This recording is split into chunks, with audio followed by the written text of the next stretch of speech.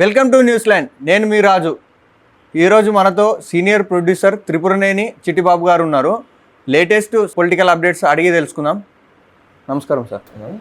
ఇప్పుడు సీఎం రేవంత్ రెడ్డి గారిని ఏమంటారు అంటే ఆర్థిక పరిస్థితి బాగలేదని రేవంత్ రెడ్డి అన్నారు కదా, ఇప్పుడు ఆ అందమైన పోటీలు ఇప్పుడు అవసరమా అని జనాలు అంటారు.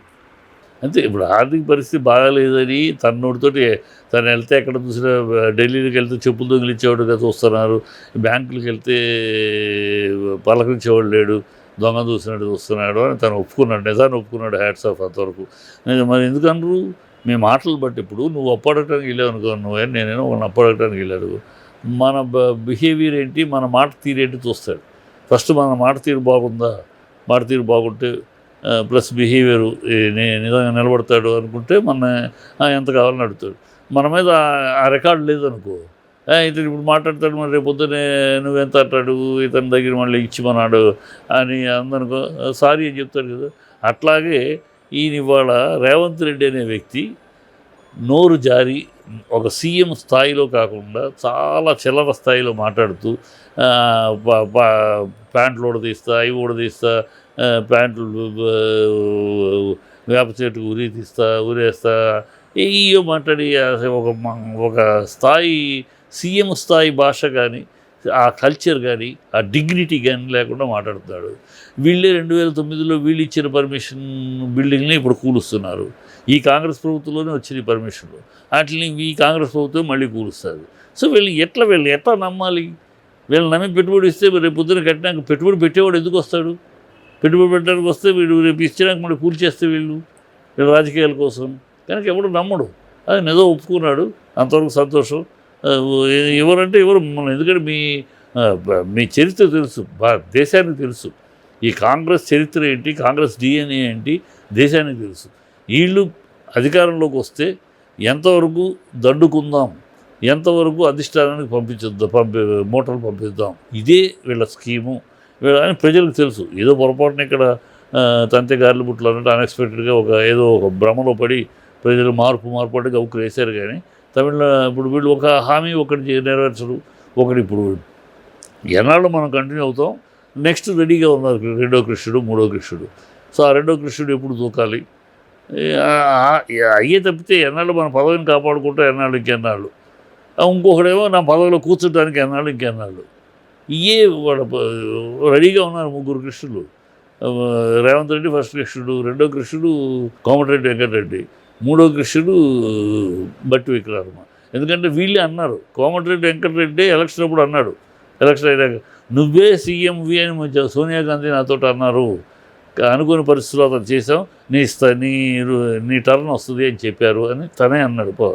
అలాగే బట్టి విక్రమార్క వైఫ్ మేమే సీఎం అవుతామని ఎంతో కష్టపడ్డాము, ఆఖరి నిమిషంలో మాకు దక్కకుండా పోయింది. సో వీళ్ళు యాస్పిరెంట్స్, వీళ్ళు అన్నీ ప్లాన్ చేసుకున్నారు. టక్కని రేవంత్ రెడ్డి కొట్టుకెళ్ళిపోయాడు. సో ఇప్పుడు వీళ్ళ తరం కోసం వెయిట్ చేస్తున్నారు. బట్టి విక్రమార్క మూడో కృష్ణుడు ఎందుకంటే ఎలక్షన్ ముందు తీసుకొస్తారు. బట్టి విక్రమార్క దళిత కార్డు, దళితుడిని ముఖ్యమంత్రి చేశామనే కార్డు ప్రజలు తీసుకురావడం కోసం అతను లాస్ట్లో పెడతారు. మధ్యలో ఇంకో 2 ఏళ్ళు మన ఉత్తమ్ కుమార్ రెడ్డి. ఇప్పుడు 2.5 సంవత్సరాల తర్వాత సీఎం చేంజ్ అవుతాడని చెప్పొచ్చా? అవును, 2.5 దాకా అవసరం. రేపు ఆగస్ట్ తర్వాతే మారవచ్చు. ఇప్పుడే ఆల్రెడీ రేవంత్ రెడ్డికి రాహుల్ గాంధీ టైం ఇవ్వట్లేదు, ఆల్రెడీ వస్తున్నాయి వినికిడి ఇవ్వట్లేదని. ఇతనేమో కోమటిరెడ్డి దూసుకెళ్ళిపోతున్నాడు, మూటలు పెద్ద ఎత్తున మూటలు రెడీ చేస్తున్నాడు. అధిష్టానికి కావాల్సింది, కాంగ్రెస్ అధిష్టానికి కావాల్సింది ఎవడు బలమైన ఘనమైన మూటలు ఇవ్వగాడు. ఇచ్చినంత వరకు వాడుకుంటారు, ఇచ్చిన తర్వాత నెక్స్ట్ ఇచ్చేవాడు. మరి ఎవరికి వచ్చే అవకాశం ఉంది? కోమటిరెడ్డి వెంకటరెడ్డికి ఇస్తారు వాళ్ళు. ఎందుకంటే అతనే ఆల్రెడీ ఇండస్ట్రియలిస్టు, ఆల్రెడీ మంత్రిగా చేసినవాడు, అతనికి లింకులు ఉన్నాయి, బాగా డబ్బున్న వాళ్ళతో లింకులు. ఆ డబ్బులు మూటలు బాగా సర్దగలడు, అరేంజ్ చేయగలడు. కనుక అతనికి. రేవంత్ రెడ్డికి సీఎం తీసేస్తే ఆయన వర్గం అనేది కాంగ్రెస్ పార్టీలోకి వెళ్ళిపోతే గవర్నమెంట్ కూలిపోతుంది కదా. ఆయన వర్గమే ఉన్నారమ్మా, ఆయనే దూరినోడు. ఆయనకంటూ కాంగ్రెస్లో వర్గమే ఉంది, ఆయన దూరినోడు అంతే. దూరిన మనిషి సీతక్క పొంగులేటి అని చెప్పచ్చు అంతా అంటారు. వాళ్ళు కాంగ్రెస్లో ఎట్లా అంటే ఎవరు అధికారులు ఉంటే వాళ్ళతో ఉంటారు. కాంగ్రెస్లో ఏమో నీతి నిజాయితీ, ఒక సిద్ధాంతానికి కట్టుబడి అంతా ఉండదు. కాంగ్రెస్లో ఆ కల్చరే లేదు. వాళ్ళ దాకా నీతో ఉంటారు, రేపు నువ్వు దిగిపోయి నేను అధికారంలోకి వస్తే నా దగ్గర ఉంటారు అంతే, మా బాస్ అంటారు. నేను నీ దగ్గర ఉన్నప్పుడు నన్ను తిడతారు కావాలంటే నీకోసం. లేదు ఇప్పుడు నా దగ్గరికి వచ్చినాక నేను బాస్ నేను తిడతారు. కాంగ్రెస్ అదే కల్చర్. కాంగ్రెస్లో ఒక సిద్ధాంతము, ఒక నీతి మనం ఈయనతోటి ఉన్నాం కదా, ఇప్పుడు మనం ఏమీ ఉండదు. ఏమి అసలు అలాంటి కాంగ్రెస్ కల్చర్లో అలాంటిది లేదు. అలాంటివి ఎక్స్పెక్ట్ చేయగలరు. మరి మేము 10 సంవత్సరాలు నేనే సీఎం ఉంటా అనుకుంటారు రేవంత్ రెడ్డి. అనుకుంటానికి వెళ్తామా? 10 సంవత్సరాలు నేనే సీఎం ఉంటా, ఏమైనా వాగచ్చు. ఇప్పుడు అతను పద్ధతి లేకుండా మాట్లాడే సీఎం అని చెప్పుకోవడానికి కూడా సిగ్గుచేటు, ప్రజలు సిగ్గుపడుతున్నారు. మా సీఎం రేవంత్ రెడ్డి చెప్పుకోవడానికి కూడా అంత దిగజార్చేసాడు సీఎం సీటుని. గతంలో తెలంగాణ స్టేట్ అన్నా, తెలంగాణ సీఎం అన్నా దేశం మొత్తం తిరిగి చూసింది, దేశం మొత్తం కళ్ళు పెద్ద చూసింది. ఇప్పుడేమో ఆ బ్రాండ్ పోయింది, ఆ ఇమేజ్ పోయింది. తెలంగాణ అంటే వెంట్రుకెంత చూస్తున్నారు, తెలంగాణ సీఎం అంటే అసలు పట్టింపు లేదు. తెలంగాణ సీఎం పేరే రాహుల్ గాంధీనే మర్చిపోయాడు మొన్న ఏదో మీటింగ్లో. వాళ్ళ మంత్రులే మర్చిపోతారు. ఎవరు అసలు ఏదో అతను వన్ ఆఫ్ ది తప్పితే అతను ఏదో సీఎం అని లెవెల్లో అతను అనుకుంటున్నాడు. నేను సీఎం నేను తలుచుకుంటేనే అతను అనుకోవాలి తప్పితే బుధాలు ఎగరేసుకొని ప్రజల్లో కానీ ఆడ పార్టీలో కానీ వీళ్ళ పార్టీలో అతను కూర్చున్నాడు, చైర్లో కూర్చోబెట్టింది అధిష్టానం కనుక నమస్కారం పెడతారు. రేపు తీసేస్తే టాటా బైబీ చెప్తారు అంతే. ఇప్పుడు జనాలు ఏమంటారు అంటే ఆర్థిక పరిస్థితి బాగలేదు అంటున్నారు. ఇప్పుడు అందాల పోటీ అవసరమా అని అంటున్నారు. అందాల పోటీ అవసరమా అంటే ఇంటర్నేషనల్ ఫోరం అది అవసరం అనేది కన్నా కూడా వాళ్ళు నడుపుకుంటూ ఉంటే వాళ్ళు పర్మిషన్ ఇవ్వాలంతే. ప్రభుత్వం డబ్బు ఖర్చు పెట్టవేంటి? అది దౌర్భాగ్యం. ప్రభుత్వం నువ్వెందుకు ఖర్చు పెడతావు? వాడెవడో ఇంటర్నేషనల్ ఆర్గనైజేషన్ నడుపుకుంటారు, అందాల పోటీ నడుపుకుంటారు, వాళ్ళకి కావాల్సిన పర్మిషన్ ఇచ్చుకో. ఇంటర్నేషనల్ ప్రోగ్రామ్ కనుక మనం రిజెక్ట్ చేయకుండా పర్మిషన్ ఇవ్వంతే. నువ్వు ప్రభుత్వం ఎందుకు ఖర్చు పెట్టాలి? 250 కోట్లు ప్రభుత్వం ఎందుకు ఖర్చు పెట్టాలి? ఇప్పుడు బుద్ధి అర్థబద్ధం ఉండాలి కదా ప్రభుత్వానికి. దానివల్ల సమాజానికి ఏమైనా ప్రయోజనం? అందాల పోటీల వల్ల సమాజానికి, పేదవర్గానికి, దళితులకి, ఇంకోళ్ళకి ఏమన్నా కించిత్ 0.1% ప్రయోజనం ఉందా? ప్రజలకి ఏ రకమైన ప్రయోజనం లేని కార్యక్రమం అది. ప్రజలకు ఎలాంటి రాష్ట్ర ఖజానాకి ఏమన్నా ప్రయోజనమా? దానివల్ల ఏమన్నా ఈ అందాల పోటీల వల్ల రాష్ట్ర ఖజానాకి ఏమన్నా ఏమీ లేదు. ఎందుకు పెడతా? అదే బుద్ధిహీనమైన ఆలోచన, అదే ఒక విజ్ఞత లేని ఆలోచన, ఒక విచక్షణ లేని ఆలోచన. మేము ఇంటర్నేషనల్ కనుక పెట్టి పర్మిషన్ ఇవ్వండి, ఎవరు కాదన్నారు. నువ్వు డబ్బులు ఇన్వెస్ట్ చేయటం ఏంటి? డబ్బులు ఇన్వెస్ట్ చేసి 250 కోట్లు నువ్వు ఇన్వెస్ట్ చేయటం ఏంటి? నీకు ఏమవసరం? ప్రజల సొమ్ము అలా ఖర్చు పెట్టే అధికారం నీకు ఎవరు ఇచ్చారు? అక్కడ ఒక పక్కేం పెన్షన్కి డబ్బులు లేవంటావా? ఒక పట్ట 6 పథకాలు నెరవేర్చడానికి డబ్బులు లేవంటావా? కొత్త బస్సులు కొనడానికి డబ్బులు లేవంటావా? ఇక్కడ 200 కోట్లు అదేమన్నా అదేం ప్రదర్శన? అర్ధరంకన ప్రదర్శన. అందాల పేరిట, అందాల భామల పేరిట తొడలు చూపిస్తూ, సంకలు చూపిస్తూ అర్ధనగ్న ప్రదర్శన. ఆ ప్రదర్శనకి మీరు 250 కోట్లు. ప్రజలకు సమాజానికి ఉపయోగపడేది కాదు, ప్రజానీకానికి ఉపయోగపడేది కాదు, ప్రభుత్వ ఖజానాకు ఉపయోగపడేది కాదు. ఒక మూర్ఖత్వమైన ఆలోచన. అలాగే ఇప్పుడు రాష్ట్రంలో రైతులు రుణమాఫీ కాక అలాగే తెచ్చిన అప్పులు కట్టలేక ఆత్మహత్యలు చేసుకుంటున్నారు. ఇప్పుడు అదే ఎంతసేపు చెప్పింది అదే కదా, వాటికి లేవంటున్నావు, వీటికి లేవంటున్నావు, మళ్ళీ ఇది ఎందుకు చేస్తున్నావు అనే కదా. ఆత్మహత్య వాటి మీద లేదు. రైతులు ఆత్మహత్య చేసుకుంటూ ఉంటే దాని గురించి లేదు, మళ్ళీ నా దగ్గర డబ్బులు లేవు, నన్ను చంపినా కోసినా డబ్బులు లేవు అని పిచ్చివాగులు అవుతాడు. సీఎం మాట్లాడే మాటలేనా? చేతకపోతే దిగిపో. నీ వల్ల చేతకపోతే, నీకు మేనేజ్ చేయడం చేతకపోతే, ఎకనామిక్స్ మేనేజ్ చేయడం అనేది it's art by itself. ఎకనామిక్స్ని ఆర్థిక దీన్ని మేనేజ్ చేయటం అనేది ఒక ఆర్ట్, ఒక శక్తి, అది ఒక సామర్థ్యం. అది నీకు చేత కాకపోతే దిగిపో. మీ పార్టీలోని వేరే ఆ విషయాల మీద పట్టున్న వాళ్ళు ఎవరైనా చేస్తారు. నీకు చేత కాదు, దానివల్ల ఏది ప్రపంచానికే చేత కాదు అని మాట్లాడితే అదే మాట్లాడుతుంది. అతను అనర్హుడు, ఆ సీటుకి అనర్హుడు, సీఎం సీటుకి అనర్హుడు. పొరపాటున ఎక్కేసాడు. ఏదో చించుతాడేమో అనుకున్నాం. కుర్రాడు ఆవేశం, ఎర్లీ ఏజ్లో అతనికి అవకాశం వచ్చింది, ఏదో దుమ్ము లేపుతాడు, ఏదో కాంగ్రెస్ కొత్త రూపం తీసుకొస్తాడంటే ఏమీ లేదు. అదే పాత చింతకాయ పచ్చడి. ఆ కాంగ్రెస్ డిఎన్ఏ కన్నా ఇంకా దారుణమైన, నీచమైన డిఎన్ఏగా తీసుకొచ్చాడంతే. ప్రజల చేత చీకొట్టించుకుంటున్న ప్రభుత్వం, ప్రజలు తిరస్కరిస్తున్న ప్రభుత్వం, ప్రజల్ని మోసం చేసిన ప్రభుత్వం, ప్రజల్ని నమ్మకాన్ని వమ్ము చేసిన ప్రభుత్వంగా మిగిలింది. ఇప్పుడు సీఎం రేవంత్ రెడ్డి ఏ సభకు వెళ్ళినా అసలు మన రాష్ట్రం గురించి మాట్లాడక కేసీఆర్ను తిట్టడమే ఒక పనిగా పెట్టుకున్నాడు అని జనాలు అంటున్నారు. అది వాస్తవమే కదా. అతను అదే కేసీఆర్ని తిట్టడంతో తన రాజకీయం అనుకుంటున్నాడు. ప్రజలు తిడుతున్నారు, నువ్వే అయిపోయింది, సంవత్సరంన్నర అయిపోయింది, ఇంకేందా నువ్వు? నీకు ఇచ్చిన నువ్వు ప్రభుత్వ పరిపాలన చూడు, ప్రజలు చూడు. నేను కేసీఆర్ని తిడతా ఉంటే నీకు వచ్చి నీకేంటి? అందుకు కేసీఆర్ అసలు వెంట్రుకు కూడా పట్టించుకోవాలి. కేసీఆర్ అతని పేరు కూడా చరిత్ర. నిన్ను వచ్చిన నీ పార్టీని మాట్లాడాలి. నువ్వేంటి పార్టీలో సొక్క సమతుల్లో కాకిరెట్టు నువ్వు మీ పార్టీలో పార్టీ నువ్వు ముఖ్యమంత్రి వాళ్ళ రేపు ఇంకోడు నిన్ను గురించి మాట్లాడేదే ఉంది. పార్టీ సిద్ధాంతం గురించి కాంగ్రెస్ పార్టీ సిద్ధాంతం దౌర్భాగ్యమైన సిద్ధాంతం, ప్రజాద్రోహమైన సిద్ధాంతం. కాంగ్రెస్ పార్టీకి ప్రజల మీద లేదు, ప్రజాపాలన చేయరు. వాళ్ళు దోపిడీ రాజ్యం, దొంగల రాజ్యం, అబద్ధాల రాజ్యం. పార్టీ గురించి నేను ఈయన గురించి మాట్లాడేది అవసరం ఉంది. ఈయనేమో తను ఎందుకు మాట్లాడతాడు? అలా మాట్లాడుతూ తాను ఏదో ఒకడున్నాడు సీఎం ఉన్నాడు, ఏదో మాట్లాడేస్తున్నాడు ఆవేశంగా అనిపించుకుంటూ కోసం కొడుతున్నారు. ప్రజల్లోకి వెళ్తే తెలుస్తుంది. ఇంటెలిజెన్స్ రిపోర్ట్ చెప్తూనే ఉంటారు, సార్ తగ్గించండి, అసహించుకున్నారు ప్రజలు. చదువుకోనివాడు, పసిబిడ్డ బలాది, యువత, ఆడవాళ్ళు తిడుతున్నారు. అయిపోయింది, గెలిచావు, ఏదో వాగావు, గెలిచావు. ప్రజల గురించి, ప్రజాపాలన గురించి ఆయన తిడతా కూర్చుంటావు. ఏదో బుద్ధి ఉందా నీకు? ఆయన వయసు ఏంటి, ఆయన అనుభవం ఏంటి? 10 ఏళ్ళు సీఎం చేసిన వాడిని సన్నాసి అంటావా నువ్వు? నీ బతుకేంటి, నువ్వేంటి, నీ రాజకీయం ఏంటి? మొన్నటిదాకా ఎక్కడ ఉన్నావు? అన్ని పార్టీలు ఇదే సోనియా గాంధీని తిట్టి నోరు నీది. సోనియా గాంధీ పోతాం అన్నావు, రక్తం తగ్గ పిశాచి అన్నావు, ఇవాళ ఆవిడ దేవత అంటున్నావు. నువ్వేంటి? ఎక్కడ చంద్రబాబు పక్కన ఉన్నప్పుడు తెలంగాణలో ఎక్కడ ఉన్నావు నువ్వు? చంద్రబాబు పక్కన ఉన్నప్పుడు 2 కళ సిద్ధాంతం చంద్రబాబు సంఖలో కదా ఉన్నావు.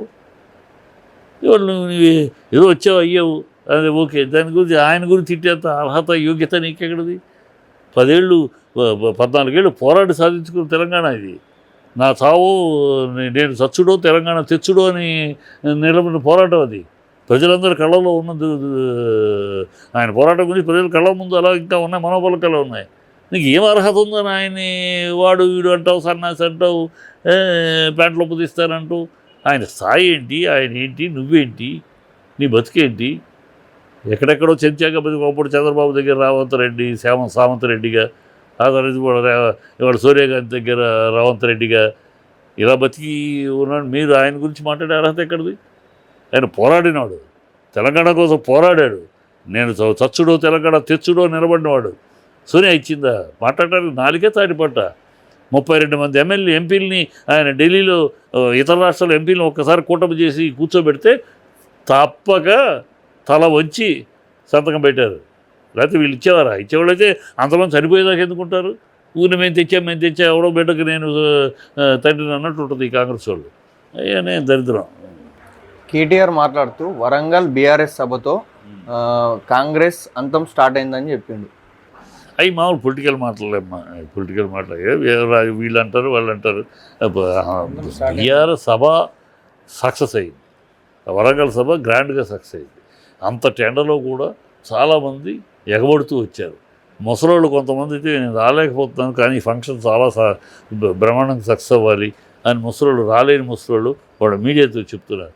నువ్వు వెళ్తున్నావా అయ్యా అంటే లేదు, వెళ్ళాలని ఉంది కానీ ఈ ఎండ నేను వెళ్ళలేకపోతాను, కానీ ఇది మాత్రం సభ మాత్రం గ్రాండ్గా సక్సెస్ అవ్వాలి బాబు, దేవుని కోరుకుంటున్నాను. అలా ముసలోళ్ళు ముత్తక ఆడ మగ కుర్రాళ్ళు అందరూ ఆ సక్సెస్ అక్కడే ఏడి సస్తుంది. కాంగ్రెస్ ఏడి సస్తున్నది ఆ సభ సక్సెస్. ఏమిటి ఈయనకి ఇంత జనాలు ఏంటి?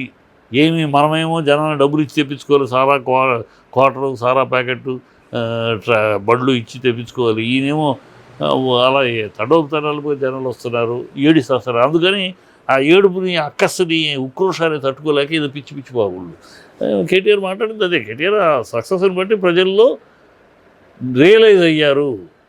ఎక్కడో భ్రమలో పడి ఈ మార్పు అనే మాట కింద భ్రమలో పడి సింహాన్ని ఇంట్లో కూర్చోబెట్టి చిట్టెలుగులకు అధికారం ఇచ్చాము, సింహం బయటికి రావాలి, సింహం బయటకు వచ్చింది, సింహానికి నీరాజనాలు పట్టాలని ప్రజల ఉత్సాహము, ఉత్కంఠ చూసి ఆ మాట అన్నాడు. అలాగే ఇప్పుడు కేసీఆర్ అండ్ సీఎం రేవంత్ రెడ్డి మధ్య తేడాలు అంటే ఏం చెప్తారు? తేడాలు ఉంటాయి. మా రాజకీయ పార్టీలు అది అధికారం కోల్పోయిన పార్టీ, వీళ్ళు అధికారంలోకి వచ్చిన పార్టీ, మళ్ళీ అధికారంలో రావాలని తాపత్రయపడి పోరాటం చేసే పార్టీ. వాళ్ళు ఉన్న అధికారాన్ని ఎలాగైనా ఎవరి కాళ్ళు పట్టుకున్నా నిలుపుకోవాలని పార్టీ అన్నప్పుడు ఉంటాయి. అది రొటీన్. అది పాలిటిక్స్లో అధికారాలు ఉన్నవాడికి లేనివాడికి ప్రతిపక్షానికి ఎప్పుడు ఉంటాయి. వాళ్ళు భుజాన్ని చేతులు వేసుకొని కలవటం ప్రజలే హర్షించరు కనుక అందులో వీడు ఈ రేవంత్ రెడ్డి లాంటి రూలింగ్ పార్టీలో ఉన్నప్పుడు ఇలాంటి వ్యక్తి ఉన్నప్పుడు ఇంకా ఎందుకంటే ఇది నోరు తెరిస్తే కంపు కదా, నోరు తెరిస్తే పిచ్చి కూతలకు వస్తూ ఉంటాడు కదా, ఏదో మాట్లాడుతూ ఉంటాడు. మార్చురీకి పంపిస్తాడట, ఆయన పట్టుకుని మార్చురీకి పంపిస్తాడట, స్ట్రక్చర్ కాదు మార్చురీ అంటాడు. మాకు ఎథిక్స్ లేవు, కల్చర్ లేదు, ఒక విధానం లేదు, విజ్ఞత లేదు, పెద్దరికం లేదు, సీఎం సీట్లో ఉన్నాము మన కల్చర్ ఏమీ లేదు. ఏం మాట్లాడతాడో ఎంత చీప్గా లో లెవెల్లో సీఎం చైర్ని అధపాతాలను తీసుకెళ్ళిపోయాడు. అలాగే మంత్రి పొన్నం ప్రభాకర్ మాట్లాడుతూ రాష్ట్రంలో సైనిక్ స్కూల్ లేవు, ఆంధ్రప్రదేశ్లో సైనిక్ స్కూల్ ఉన్నాయి, మా పిల్లలకు అక్కడ చేర్చుకోండి అని అంటున్నాడు. ఇప్పుడు పొన్నం ప్రభాకర్ అనేవాడిది ఇష్యూ కాదమ్మా. పొన్నం ప్రభాకర్ నువ్వే అధికారంలో ఉన్నావు నీకు చేతనైతే చేర్పించుకోలేదు. పొన్నం ప్రభాకర్తో ప్రజల ఇష్యూ కాదు కదా, ఈ దేశానికి ఇష్యూ కాదు, ఇదేదో రాష్ట్రానికి తెలంగాణ రాష్ట్రానికి సంబంధించిన ఇష్యూ కాదు, అతని పర్సనల్ ఇష్యూ. అతను పిల్లలు చేర్పించుకో లేకపోతే పైన ప్రభుత్వం ఉంది, పైన అధినాయకత్వంతో చేయించుకో, నీకెందుకు ఇవ్వాలి? నువ్వేనా స్పెషల్ దిగొచ్చావు? పొన్నం ప్రభాకర్ అయితే తెలంగాణ పిల్లలకి తెలంగాణలో కొన్ని లక్షల మంది ఉన్నారు. అందరికీ నీ జనరల్గా అడుగురు, నా పిల్లలు కానీ నీ పిల్లలు నేను దిగొచ్చారా? నేను పొన్నం ప్రభాకర్ పిల్లలు అయితే దిగొచ్చారా? తెలంగాణ పిల్లలకి అన్నాడు. తెలంగాణ పిల్లలు చాలామంది ఉన్నారు కదా, అందరూ దానికి ఒక పాలసీ కింద అడుగు.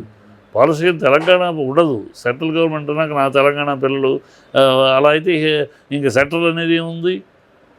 ఏ రాష్ట్రానికి వాళ్ళు మా రాష్ట్ర పిల్లలు అంటారు.